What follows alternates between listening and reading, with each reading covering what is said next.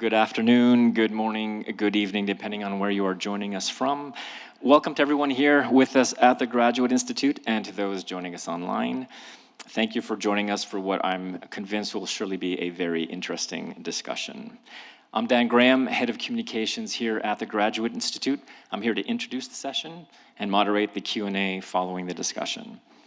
The session, The Problem of Racism, will explore the question of racism in its temporal and intellectual and international geographic fullness at many comparative and conceptual levels and in a forward-looking practical perspective. This will be a very interactive format, one that we don't always do here, so this will be very interesting, which will allow for a very direct, honest, and creative examination of a complex and enduring challenge. Here with us to discuss the problem of racism are Professors Mohammad, Mahmoud, Ould, Mohamedou, and Davide Rodogno. Professor Mohamedou is Professor of International History and Politics, Director of Executive Education, and Chair of the Department of International History and Politics. Professor Rodogno is Professor of International History and Politics, Head of Interdisciplinary Programs, Director of Executive Certificate Advocacy in International Affairs. Before bringing them up on stage, I'd like to highlight that Professors Mohamedou and Rodogno teach a class on racism here and have actually been doing that for quite a while. Also, earlier this year, they developed a project on racism for Google. This anti-racism education initiative was targeted at Google employees worldwide. In addition, Professor Mohamedou has just completed a study on the legacy of racial slavery colonialism era in Geneva, a study which was commissioned by La Ville de Genève. All this to say that we could not be in better hands when it comes to having a discussion on such a complex issue. So with that, I'd like to hand it over to Professors Mohamedou and Rodogno. Thank you.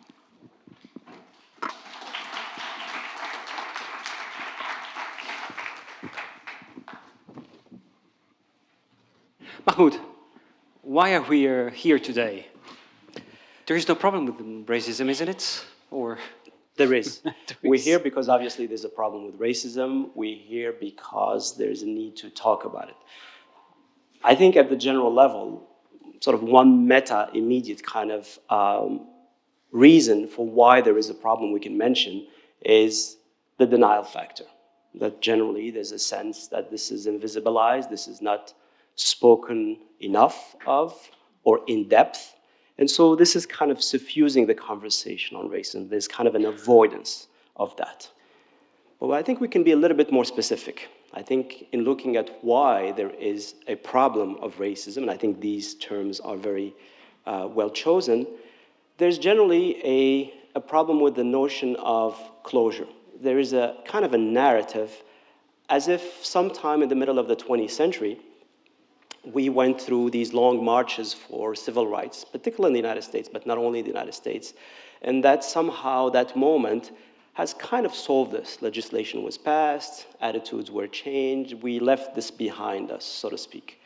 And of course, that's a faulty narrative. That is not the case. I think this is one element because it kind of informs or misinforms, rather, our understanding of this question. I think another aspect of why this is problematic is the fact that we tend to associate this with emotions. That essentially this is less intellectualized and therefore less research as it should be. It's a problem of emotions. You have a problem with it. It's something you have to sort of deal with in that sense. Out. So exactly. And so because of that, we have a sense of kind of misunderstanding the complexity of it, the history of it, the layer, the ambiguities. The sum total of the issues around that disappear when we summarize it to one dimension. And finally, linked to that, it's simply not taught. And there's a paradox. We think we know of it, but it's actually not taught at primary school. From infancy to university, it's really generally absent. It appears now and then in spots, in places. And so the sum total of that makes it that it's very much problematic still. Yeah, I think you're right. And I mean, my question was provocative, but it is not so provocative because this is exactly the way in which the question has been asked and the question has been answered. The problem of racism does not exist. If it exists, it's a problem in the past, and this is how both the question and the answer were addressed in the past. I have a question. I'm wondering the extent to which Black Lives Matter has changed things. I do not have an answer. I can tell for sure that this has been the case in the last 2 years, 2020, 2021. Will this be the case in the future? This is a question that we ask ourselves. I would like to insist and expand on the 3 points that you made. The first point has to do with all of us here today in Geneva, in Switzerland. In highly civilized Switzerland, of course, racism does not exist. We all agree on this, isn't it? Now, allow me to give you some hard facts. The CFF, the train company, the federal train company, has been publishing a number of reports in which they say that the number of racist aggression, verbal and violent, against Black and brown controllers are steadily up. And this has been the case in the last few years. This is their data, and they are claiming so. And I'm pretty sure that if we were doing the same exercise with the TPG here in very cosmopolitan Geneva, we would find exactly the same kind of results. So yes, there is a problem. Second point that I wanted to make, which is also related to that, is the question of emotions. And you hear systematically people saying, why does she take it so personally? Why does he take it so personally when he or she is insulted on racial grounds? Of course. And this has to do with emotions. And why is this important? I think that this is very important because of the ways in which racism has manifested itself after 1945. And these ways are very insidious, very pernicious, because racism remains ingrained in a very pernicious way within institutions, including academic institutions. So there is a problem with that, and many scholars have been claiming that we do live in an era of racism without racists. The third point that I want to make has to do with how racism is taught, and actually, as you were saying, how racism is not taught. And again, we can talk about Switzerland.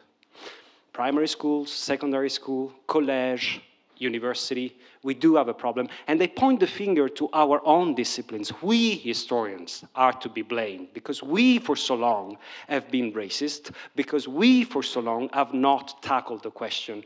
And by the way, if in the last 20, 30 years historians have been dealing with the problem, very often these were historians who had been victims of racism. Well, to build on that, and to sort of take this into the knowledge base, I think we have to see where the stuff is coming from, where the current conversation, where the 20th century kind of construct comes from. And there we have to go back to the modern day anchoring of racism. There's a bit of a perception that this problem has always been there, will always be there. It's kind of a fatalistic outlook on things, and to deal with it is too complex. Actually, this is not historically accurate. There is, of course, the sort of deeper, longer historical understanding that throughout history there has always been xenophobia, there has always been fear of the others, there has always been a sense of barbarians at the gate, or some sort of hierarchies, whether they're religious, the Crusades, or whether they're essentially based on some sort of ethnicity. But sometime in the 1850s, we have a new narrative that emerges, and that narrative is based on where we are today. It really gives us the tempo and the direction for an alleged science that is based on classification of things, supposedly observing the world out there of nature and building analogies that give us a sense of what people are, where do they fit. It gives a sense of classification, class, of geographies, of asymmetries, and all of this is going to feed into fundamentally the knowledge base of that. Racism is very much a modern day construct. And because of that modern day sort of nature, I think it's able to sort of bounce back throughout the 20th century and all the way to where we are today. The theories that were instituted at the time and introduced in very sophisticated societies in which these things were discussed and debated and theorized are still very much the basis on which the knowledge we produce are somehow anchored. And I think this is how we get into the early 20th century, essentially feeding into colonialism, into imperialism, into the age of science. The Belle Époque of colonialism is very much about that stuff. And as a result of this, we sort of carry this without ever really stopping and realizing that it is in the DNA of knowledge that this issue has been engraved from the get-go. Yeah, Mahmoud, you're making 3 points again that seem to me very, very important, and probably this is also what we would like you to take away from our talk today. The first one is these two pillars, these two evil pillars, nation and nationalism. And as you probably know very, very well, the fact that in so many versions of nationalism, racism has always played a very important role. So this is the first pillar. The second pillar being, of course, colonialism. And you have an illustration of that behind us. And this is equally important because the very idea of colonialism is built around discrimination, domination, subjugation, etc., dispossession. So this is, again, extremely important. This is something that you cannot understand racism in 2021 or 2022 without having this background information. The second point that you're making is a particular historical period. Enlightenment for the West is definitely at the center of it. And with Enlightenment, certain ideas about civilization.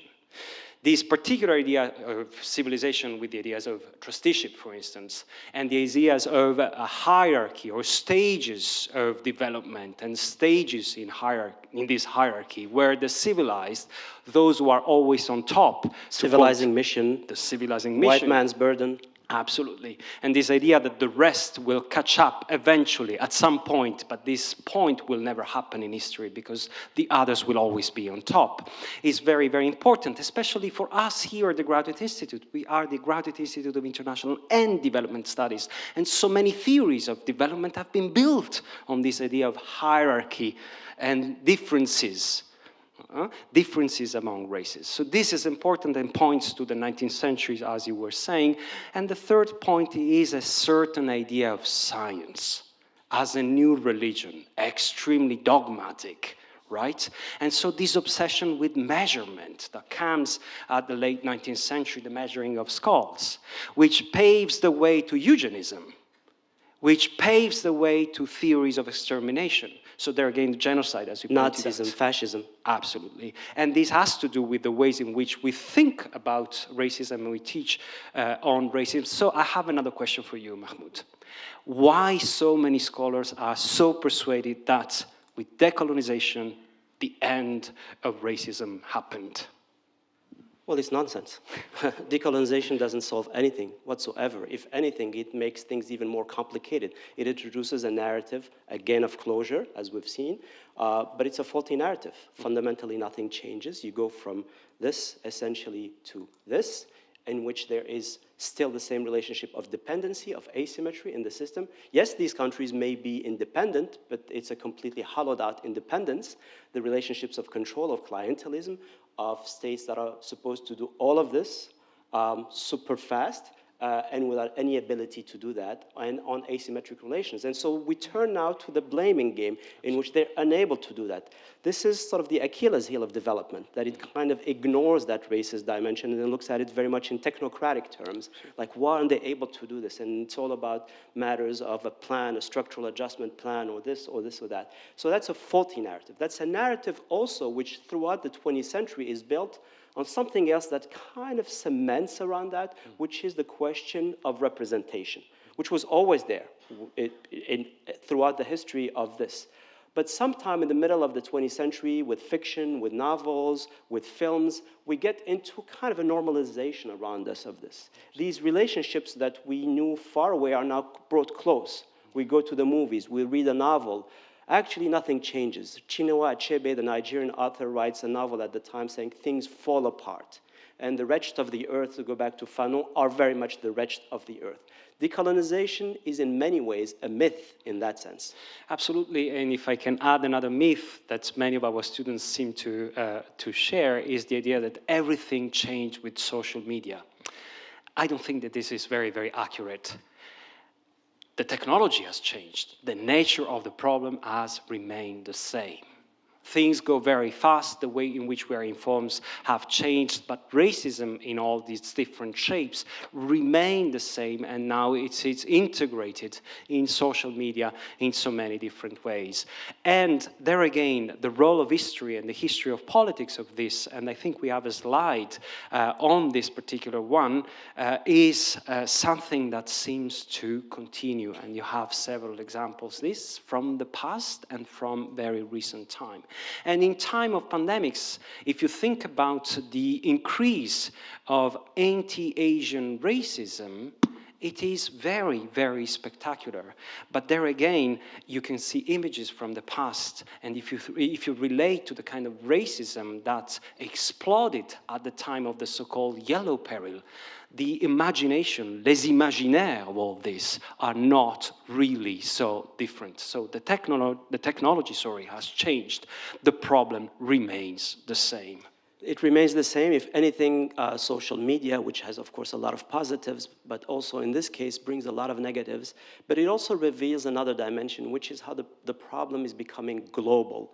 And I think we need to insist on this dimension of racism being an international phenomenon, that it is not merely the US problem or the European problem, but it's to be found in many places around the world. This is also linked to the fact that we have a sort of stigmatization that starts being built up at the level of the nation state.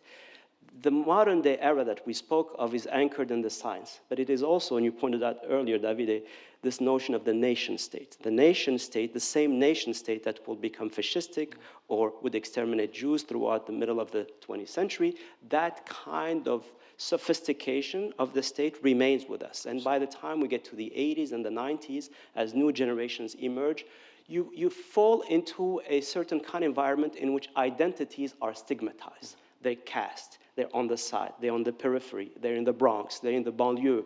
They are essentially to be living that stigmatization. Their choices are not respected in the middle of a society which is built on diversity, of respect, of democracy. The sense of sort of sharing is also something that is rejected in terms of places and faces that are not allowed in the public space, really. That is the genuine aspect as much as the narrative is to be there. And I think this kind of understanding of where the nations and the nation states' violence could be very soft, could be very systemic, closing doors in jobs. But pervasive. Pervasive, penetrating. There's something intimate about that globalization that we see in this dynamic. Yeah, I think you're absolutely right. This is a point that is very often missed.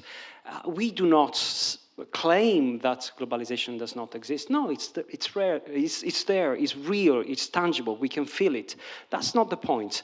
But to imagine that nation states are not important or irrelevant when it comes to racism would mean to make a huge mistake. They remain the fundamental pillar in which racism manifests itself. And by the way, this is one of the reasons why global anti-racism doesn't fly so high, why it is so difficult to imagine truly global anti-racist movements, and even in the ways in which Black Lives Matter has been organized in the past. Yes. We do see differences because the movement is in a given way in a certain country, and the topics and issues are dealt with in a given way and very differently in another country for a set of reasons. And back to the production of knowledge, because that nation state's violence is also the same state that produces codes of conduct, codes of knowledge. And in the world of academia, racism has also existed for a very long time. Absolutely. Structurally, in the relationships of power, in the relationships of projection of knowledge, but also intellectually in that which is taught, that which is absent, that which is peripheral, that which is given as an area kind of element, and that which is central. Yeah. What is the canon? What are the texts? Who is teaching what? What are we reflecting about? And who produces that? The absence of that conversation, or rather the whole discussion about decolonizing the university coming from the 70s onward and building momentum to today, I think is also part of that story. Absolutely. That which is absent. Yes. This is where we stand when it comes to knowledge and academia. And I think that there are several areas in which we pretend that, racism is irrelevant or not important. Technology. Algorithms. We had to wait the last 5 or 6 years to see the emergence of a literature that explains that you know what, algorithm can be extremely racist as well.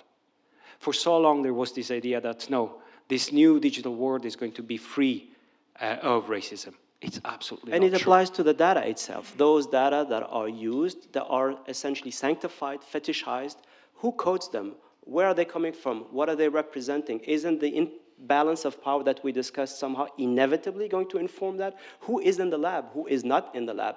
And once the data are there, how do you actually avoid not having to deal with them as a fact when fundamentally they are skewing the balance to begin with? Absolutely. So these are ways or examples in which, even when it comes to big data, we do have a problem. And here you can see other examples which are very close to what we do here at the Graduate Institute when it comes to global health.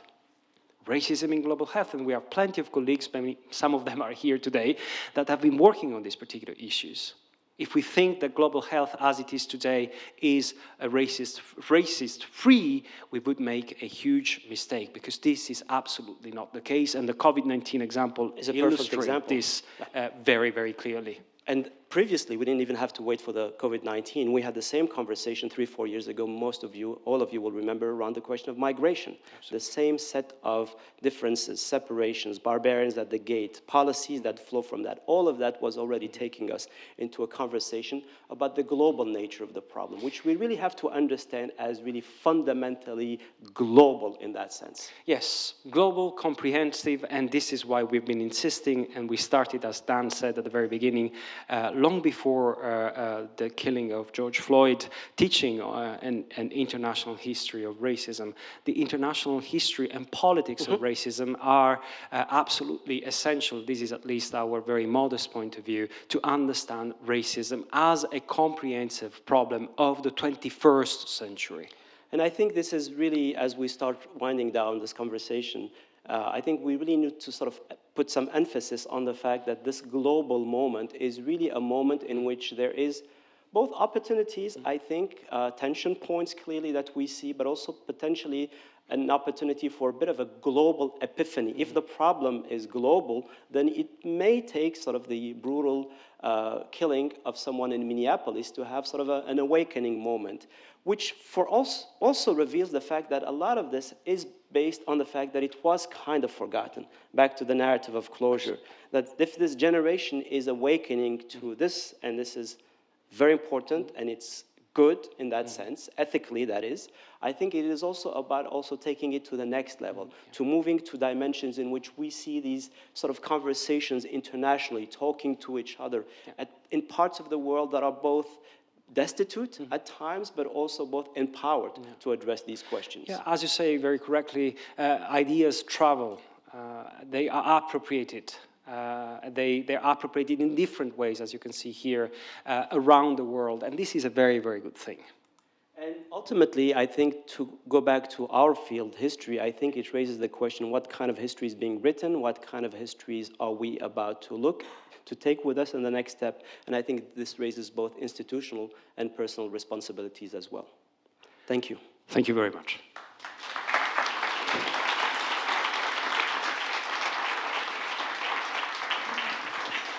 Thank you very much for that. That was very interesting. And as mentioned at the beginning, this is an interactive discussion. So now we're entering the Q&A portion of that. We have over 90 people online, so we're going to take some questions online as well. But just wanted to see first if there were any questions in the room. We have colleagues with microphones, so if you do have a question, please raise your hand and just wait one moment for the microphone. Any questions so far? Well, then we'll take one online while you think of your questions in here. The first question that came in online was, what is the Swiss government doing in order to reduce racism? Well, plenty of initiatives at the federal level and at the cantonal level, or at the level of cities, like cities of Geneva. You mentioned this study that Mahmoud and I have been working on, which came from an initiative of the local government of the town of Geneva, not the canton, the town of Geneva, but I'm pretty sure that the canton would be very supportive of it. And so there is an awareness. It would be, it would be wrong to say that nothing is done. But at the same time, I believe, this is my own personal view on this, that this is not enough. This is not enough, and I go back on the point of education, because there is so much more that can be done at the level of primary schools, of secondary school, of high school, and of universities. And then, of course, there are plenty of other initiatives at the international level that the Swiss government has been doing and continues to do worldwide. So to paint a very, very bleak, grim kind of image would be very wrong. But I believe that at the same time, this is not enough. And in any case, whatever the Swiss government, or any government for that matter, does, it's really not an issue that is only to be solved by some sort of governmental institution. We can't have it both ways. We can't say this is a problem that is systemic, that is social, that is interpersonal, and then expect that someone sort of sitting behind a desk with a magic wand decide that this is going to be dealt with. There is a responsibility for authorities to ensure that the processes are transparent, are balanced, that there's fair acts and opportunities. And I think this is where that sort of dwells, and certainly Switzerland, like other states, have been doing some work on that. Not enough, certainly, for my money, but certainly some has been done. But I also think that civil society has a responsibility in there to engage, to push, to play its role, and so it's very much a dialectical kind of process in that. But I want to highlight also, I think, the inner responsibility, the citizen. There's something here about la citoyenneté that is really at the heart of this. What kind of citizens do we think of ourselves as being in 2022 almost? How do we work with this, and what kind of choices are we making back to history in that sense? Great, thank you for that. There's a few more questions coming in online, so I'll just take maybe one more first, then we'll come to the question here in the room. So this question is, in summary, what do you think are the main barriers to a global and cohesive anti-racist collaboration? And have they evolved in the past 20 years? Well, the first barrier are nation states themselves. Let's stay for a nanosecond away from racism and think about COVID-19. The reactions of societies and the reactions of governments has been on a national base. And very often, anti-racist movements have been framed, for obvious reasons that can be explained from a political and also historical point of view, around nation states. So anti-racists here will deal with racism here in their own ways, and when and if they talk with anti-racists elsewhere, there is so much that they can do, but then things do not go any farther than that. And if you study, for instance, the ways in which Black Lives Matter has been evolving in the last 6-8 months, you will see that this diversification and an appropriation of the movement at the national level seems to be the real trend. So there is no global anti-racist movement as such. And this is not necessarily a bad thing, because maybe this is the best thing to address problem at the national level. So the idea is not to judge it negatively, it's just to understand how this movement, these grassroots movements evolve, and they might evolve in very, very different ways, which is very counterintuitive if you think about the ways in which social media work, right? Well, I think the question is important in terms of prioritizing, in terms of plans, policy plans, action. But I think I want to take it back to the complexity of the problem. While we can identify places where we should act first, I think we should always keep in mind the complexity, the layered nature of this, and the historical base that we wanted to sort of put emphasis on. So going back to all of the sort of the sum total of what racism, the problem of racism, and we're given kind of a digest on that, I think implies action that will be sort of sliced up on a whole series of things. There is the political aspect we just discussed, who's going to take the legislation, will it be implemented. There's justice, which is extremely important, and we've seen precisely the whole sort of matter of the past year around matters of justice. There was a kind of an epiphany globally that there was a sense of injustice that was so obvious, and this, I think, generated this kind of movement. But I think there's also the education matter that we mentioned. There is the interpersonal one. There is reflection about the type of norms we want, and I think there is, importantly, as a point about silence and denial. That the first slide that we saw today was about sort of repackaging this conversation by saying this is really not an issue, and therefore going from there to sort of close it. And I think that is an extremely violent kind of way. It's a racist way, actually, of thinking about these issues. And by denying that, it's an easy way out, that which matters is other things, which are all relevant to what we're saying. You can't talk about the environment, global health, migration, security, you name it, the things we teach in these very walls without going back to this issue. And yet it's been missing. For 100 years, it's been missing. And now it's sort of slamming us in the face that we have to deal with this because we have essentially not engaged with it for a sequence which we can reconstruct, as we've seen in that sense. Great, thank you for that. We will take, there's a question right here. I forgot to mention this at the beginning, but si vous avez des questions en français, vous pouvez les poser en français. Go ahead. Merci. Vous avez parlé du coup de la responsabilité des gouvernements, la responsabilité personnelle, ainsi que la responsabilité des historiens. Et je me demandais quel est le rôle, selon vous, et la responsabilité des médias. Énorme, énorme. Je dirais que les médias n'ont vraiment pas aidé sur cette question. Alors le journalisme, de manière générale, a ses propres limites. C'est réactif, quelque chose se passe, on doit rapporter des événements, on doit traiter l'information, etc. Mais je pense que de manière générale, autant on peut et on doit jeter la pierre à la science, au monde universitaire, au monde politique, autant je crois que l'importance de la communication, le passage de l'information, la manière dont ceci est transformé, les termes qui sont utilisés, la phraséologie, la terminologie, qui parle, qui ne parle pas, comment l'expert est présenté, qui est l'expert, comment le sujet est choisi, comment le sujet n'est pas mentionné. Pendant de longues années, statistiquement, on pouvait regarder comment le racisme a été ignoré ces 5 à 10 dernières années. Et puis tout d'un coup, parce que ça prend une ampleur, et c'est le résultat du travail de BLM dans ce sens, qui doivent recevoir the credit for what they did, tout d'un coup, maintenant, ça devient un effet de mode. On a une espèce d'antiracisme bobo, tout d'un coup, dans lequel les gens se découvrent une forme d'intérêt pour des choses par rapport auxquelles ils étaient impliqués ou pas pendant de longues années. Et je crois que le journalisme au sens large souffre de ce dumbing down, de ce sensationalism qu'on a vu ces dernières années, qui ne sont pas forcément liés au racisme, qui impliquent d'autres traitements de l'information. But when it comes to this, the complexity of this, ça dessert l'importance, l'intelligence. Je crois qu'on a plus besoin d'intelligence et moins de controverses autour de ce thème. Absolument. Pour répondre avec un slogan, il me semble qu'on est passé de informer pour comprendre à informer pour juger.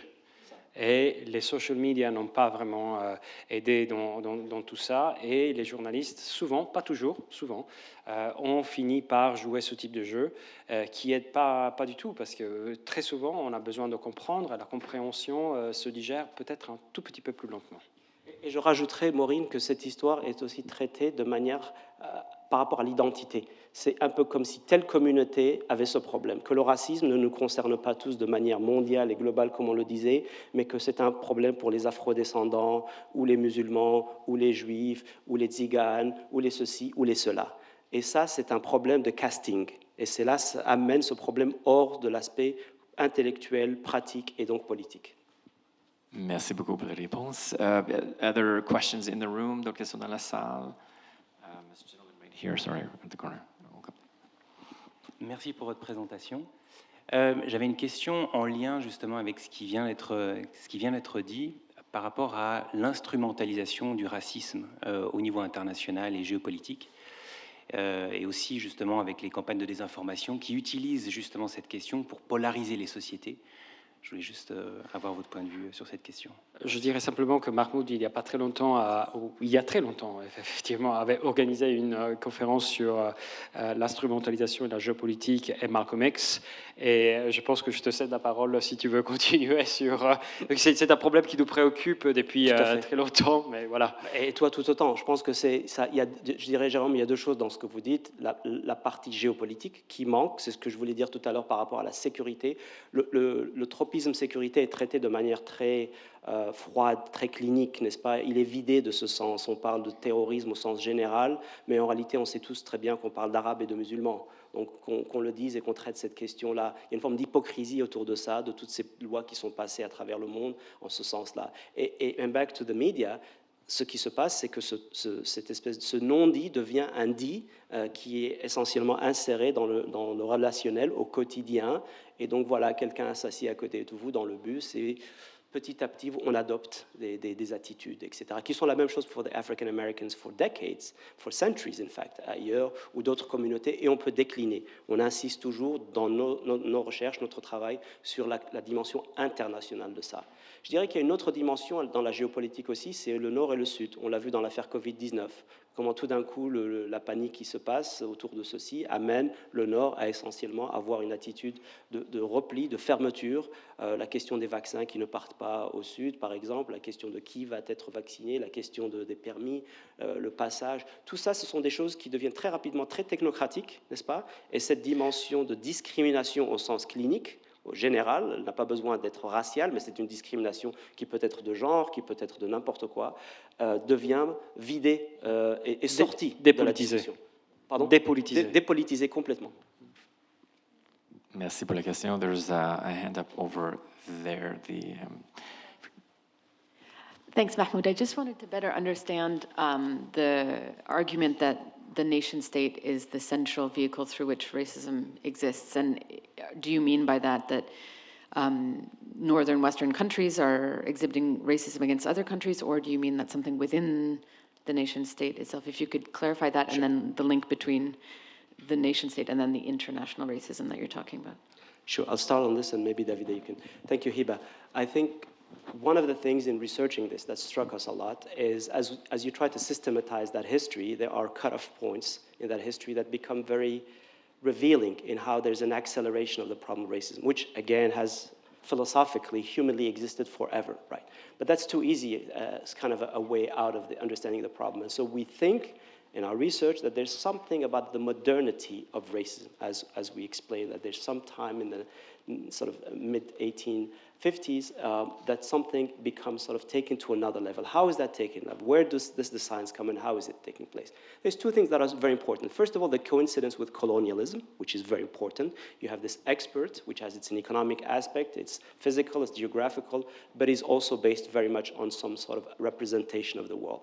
Now, who's producing that? And this is how we get to the nation state. You have at the same time, coincidentally, the emergence of states, sort of the gelling of the state project, which starts a few centuries before, around the notion of a particular understanding of the state, which is the nation state. That moment is the basis, the platform on which ideologies, which will become the big ideologies of nationalism in the early 20th century, building up all the way to the 1940s, essentially, are very much based on the ability of the state as a modern entity to disseminate this through knowledge, education. The Nazi state is extremely efficient in its organization, in disseminating, in presenting these elements. The patria in Italy is the same kind of logic built on that. And so the nation state itself has ingrained in it, that's the argument, this kind of potential drift towards representing others as a threat to the nation because they're not really kind of fitting in that. The whole notion of l'ennemi intérieur, which is picked up in the 60s, 70s, and 80s in France, sort of goes into that. You're not integrated, you're not assimilated. These terms become then securitized today in that sense. So the state is also, the nation state, is also potentially a vehicle of a drift in the territory of racism. Is it the original producer? No. Can it actually sort of drift into that? It often has. I just wanted to continue on this. As we all know, racists are also extremely little creative individuals, right? So a racist does not exist, the racism of a racist does not exist in a it's not enough per se. It has to be connected to something else. And the easiest for these people who have a very little kind of imagination, these other things are very often nations, not necessarily the nation as it exists. It might be an imagined nation that exists just in their brains, but this is how these two things are connected, and this is particularly the case, the most vociferous and violent kind of nationalism feed themselves with racist ideas and vice versa.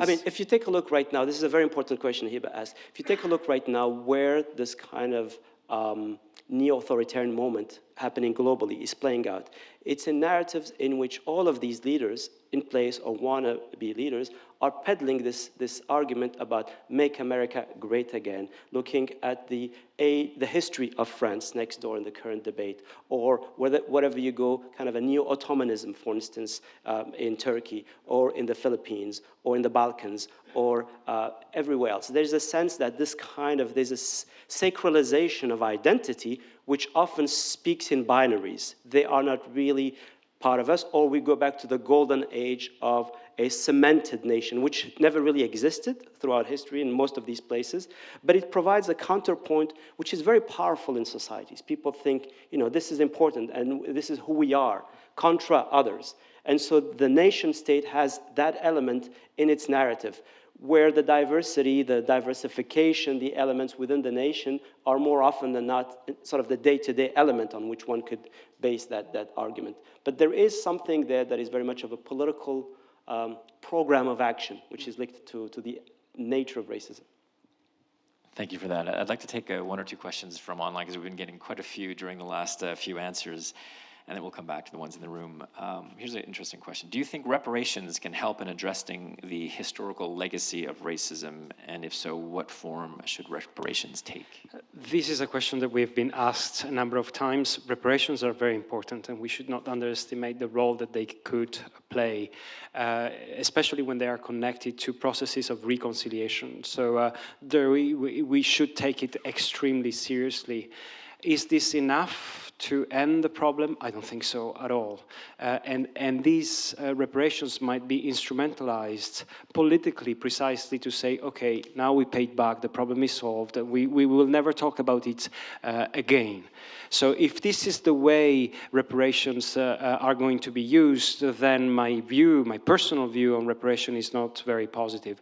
But on the contrary, if we nuance and understand how reparations could play a role, if the idea is precisely to set up a dialogue and to reflect on a past that has been extremely traumatic and violent for millions of people around the world for different reasons, then reparations should be included, should be encompassed in this conversation, and they might be important. Then the nature of reparations might be very, very different. We can think about them in very simplistic ways. We can think about it in very complex or sophisticated ways. So there again, this is what I think, but I don't know if you just if to you add agree. on that very quickly, yes, but part of a package. I was at Durban in 2001 for the conference, and the whole thing hinged essentially on that. I think that was wrong, because what it did is that it shortchanged the complexity of actually having to do reparations writ large. And the main problem is that, yes, they are due when things are essentially raised factually, historically, documentally, etc.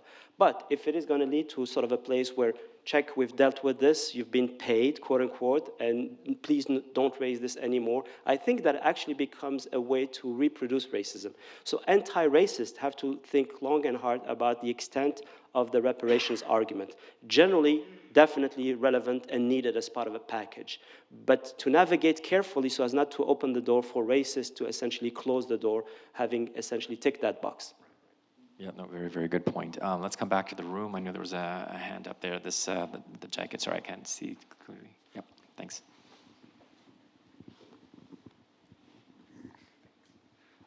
Thank you for the talk.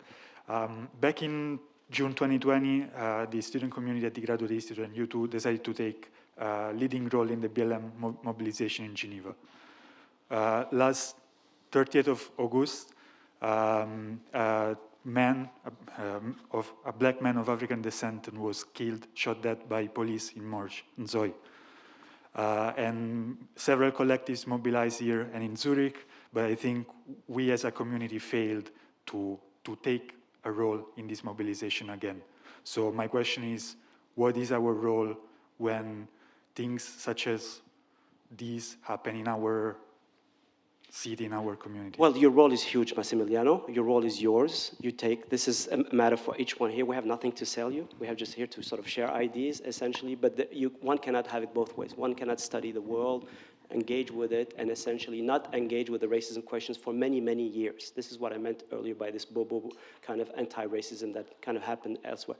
I want to say that I was very happy to see a lot of youth around the world pick up the BLM movement. I think this was important, particularly in essentially Europe and in sort of the white West, for that sense. The West is much more diverse. But the reality of it is that for many years, the environment, health issues, you name it, gender, were the primary issues. Racism continued to very nicely continue with little attention to it, except from those who suffered it directly, right? Many anti-racism groups.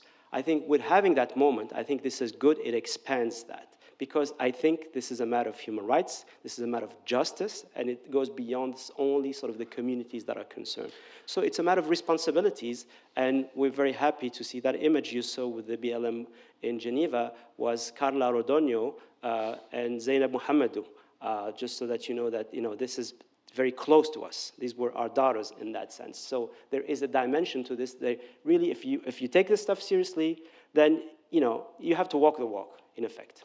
And if I may say something, maybe, as you said, this was a failure, but if you persevere, maybe in a few years' time, you will look back at this failure as part of a longer process. So my invitation for you is not to give up and to persevere in these kind of actions. They are extremely important.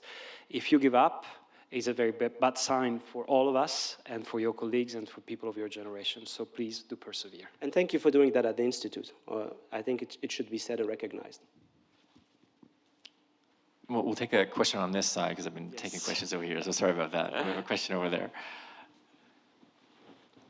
We discriminate. I'm left-handed. I'm left-handed. As you said earlier, racism has kind of a way of morphing itself in different generations to kind of just fit into whatever society it's now in, right? And it has this kind of omnipotent, omnipresent character to it. It's like this invisible hand. But with with protest culture, it's recently been very globalized. As an African person, for me personally, it sometimes feels like you're fighting a losing battle, you're just in the same place. Do you think with the globalization of protest culture, are we moving forward, or are we just kind of protesting around in circles and speaking? Why is it a losing battle? Because sometimes, honestly, as an African person, it feels like we're not going anywhere. It feels like we're just dealing with the same things that generations before us protested. So just because there's the now participation of the West, is it going anywhere, or are we just doing this around in circles? It's moving elsewhere. This is how I would like to reply to your question. It's moving elsewhere. I don't think that it's not going anywhere. It's moving, and it's moving elsewhere. It's very hard to understand where it is going, precisely because of this new context and the setting up, which is determined and shaped by new technologies. But this is not the point. I agree with you. No, it's true. The fight is going everywhere, and there have been improvements, and there have been struggles that failed. Massimiliano gave you an example a second ago, but there are also things that have changed. So the last thing that we want as teachers is to convey these, narratives of things being doomed to fail. This is absolutely not what we want to convey as a message. And I see completely where you're coming from, and I share that feeling a lot. I think there's a sense of frustration. That frustration cannot lead to paralysis.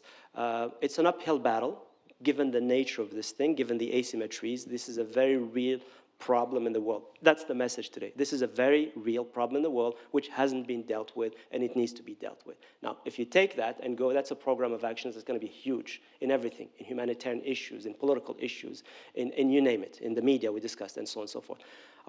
So I see, however, the glass kind of half full, in the sense that there is this new generation that is seeing it and taking it to a different place conceptually through the different approaches, so the combinations. I mean, what are the chances of two destitute fellows in sort of bombed Syria really painting that image? That is a very, very powerful image. You had these connections before. Malcolm X traveled to the Middle East and to Ghana and had these exchanges, but these were micro stories. These guys had this beamed into them, and they saw the injustice, and they realized, because they lived through their own injustice. They So, interiorized it. they interiorized it, they processed it, and they spoke to it, and giving us a chance to take it here into Geneva. And I think that conversation is also happening. I think that this is an important realization to take sort of constructively forward.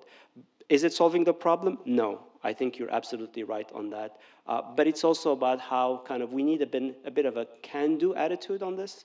And I think I'm seeing a lot of this, in particularly this generation, as I said earlier. Not that we're that old, by the way, but still.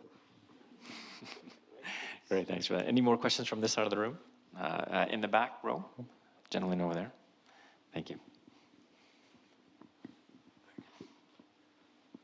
Professor Mohamedou, Professor Rodogno, thank you very much for the interesting discussion. I just want to capitalize on something said regarding social media and the point here on the futility.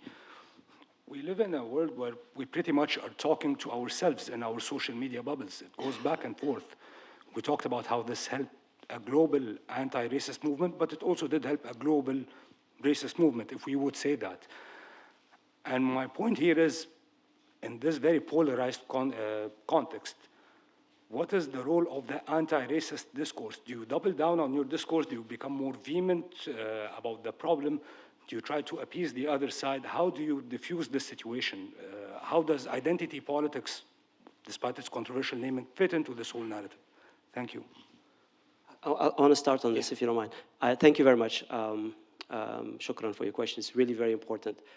The racists, the global racists, are also doing very well. Thank you. They're really connecting. They're listening to each other. You see this a lot. There's a sophistication of the game.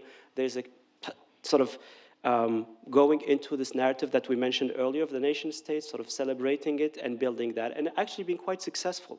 Right? We saw the election of a racist president in our lifetime in a democracy, which the United States is still, as a republic. That is a fact, right? His election was celebrated by the KKK on a tweet, right? These are just facts around us that we have to do. So how do you deal with that? How do you engage with this? I think sort of doubling down all of that is necessary in terms of the energy, as we said earlier, but I think what I would say is to become sort of more intelligent about that, smarter, taking it to these different places, making these connections, and changing the language. To me, the one most important aspect is that racism has to be taken into the territory, the terrain of human rights. It is and of social justice. The more it remains within the racism box, we have too many conceptions about it. We have to go talk about this as a human rights issue, as a civil rights issue, yes, but as a human rights and as a global dimension. International human rights. As an international point, also very important. We spoke about essentially anti-black racism. We have to talk about racism in Africa, amongst Africans, within the Arab world, within all of these different places. We really have to have the courage to engage with that conversation on a global level. And just to be smarter about it is what I would say. International anti-racist campaigns are extremely difficult to organize. The politics of it is very difficult. The campaigns, and I know something about advocacy, I can tell you that it is not very, very easy, precisely because very often anti-racists operate in a given local, regional, or national context, and that's fine. So the coordination beyond the frontiers of a state is not always very easy. This has to be recognized. I'm not judging, I'm trying to understand, and why campaigns are organized in a certain way, why they don't go so global as we would have expected them to become. This is what really needs to be studied, but the same applies to racists. Right? They are very good in a given context, and they have their own problems when they want to become racist international. So it's also true, it is true both sides. So intelligence, creativity, and the idea of persevere is extremely important if you want to fund probably this international human rights movement that we are still waiting to see before us and growing stronger and powerful. And we don't mean a UN type of movement, right? Not necessarily. With all due respect to the UN, we mean kind of a generally international awakening around that issue.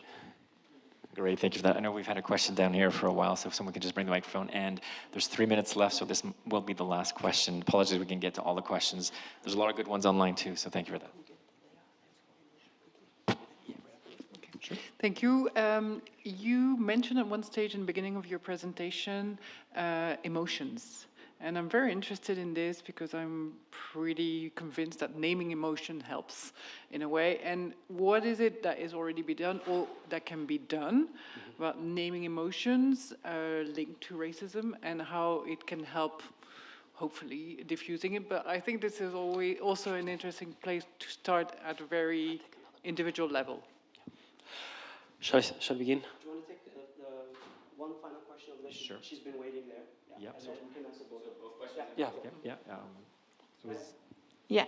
Actually, it's perfect because my question is also on emotions, so one-on-one the same. I didn't know that.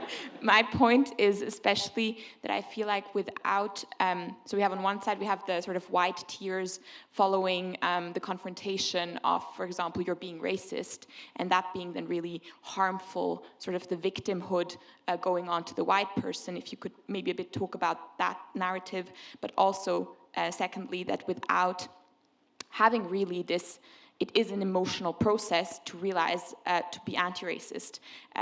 It has to, in my view, also from the feminist perspective, for example, one won't be feminist without fundamentally questioning all these sort of neuronal passages we've been trained to. So I think I see emotions as very positive, but also as very harmful in certain contexts. If you could maybe also elaborate more on emotions. Yeah, very short answer to both of you.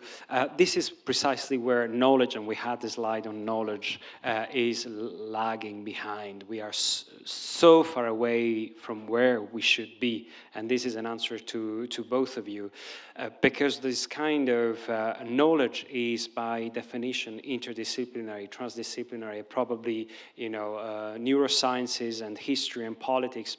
I mean, history of emotions exists, but it's a tiny subfield where, fortunately, feminist theories are used. And this is also relatively new. Not so new, but it's not mainstream, that's for sure. And both conceptual theoretical frameworks and the aspects, that dimensions that come from hard sciences, neurosciences, would be so important to get a different grasp, both on racism, racists, anti-racism, and anti-racists. Yeah, just to add on that, I would say, Eliane, I think emotions have to be handled with care in this conversation. I think they have an important place. Knowledge hasn't been too good in dealing with this. History, political science really have not dealt with it very well. Actually, political science a little bit better in quantifying it in recent decades. History has kind of essentially not dealt with that. They are very important, and addressing them as part of this experience is key. On Monday in the class on racism, one of our students said, this is raising emotional issues. This is important to be aware of how that conversation takes place. So there is that legitimate place. Where I think this has to be handled with care is that it doesn't take away from the intellectual needed factual historical aspect. And I think this is my criticism earlier, that it tends to be understood as, oh, you have a problem, you have an issue, and then we're back to everything we said. I think there's an objective space where this is about history, this is about the march of the world, this is about things we didn't deal with. That's a whole intellectual, scientific, clinical thing that I want to be able to talk to you without you thinking about where I'm coming from, who am I, what is my passport, I have 3 of them, what are essentially all of these issues. This is irrelevant at some point. But then if I want to engage with the emotion, to actually speak about it, to unpack it, to get to that place of advocacy, I think that becomes something to tap in very creatively, as many, of course, in civil society already do. So I think it's a matter of balancing it in the right, smart way, of not taking it straightforward into something of a personal issue that would be almost like therapy. It's not therapy. It's a political and historical issue that concerns all of us. Great, thank you. Thank you very much for that. And unfortunately, we have to wrap up. We have to end it. So thank you very much to Professors Mohamedou and Rodogno for an excellent presentation.